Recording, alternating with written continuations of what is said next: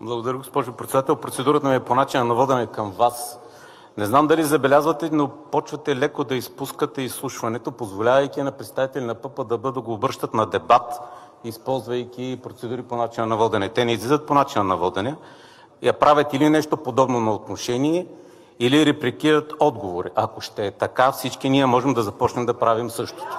Защото и продължава подвиква тук една девойка, която вчера пя песнички, нали, явно толкова я къла. Така, сега чувам няколко пъти по начина на водене по същия начин. Аз, как нямало пред централата на ДПС полиция, предполагам, че ще стане ясно наистина. И едните имат записи, и другите, и ще стане ясно. По-скоро, защо никой не задава въпроса кой нахранен с пица призова хората да тръгнат в тая посока?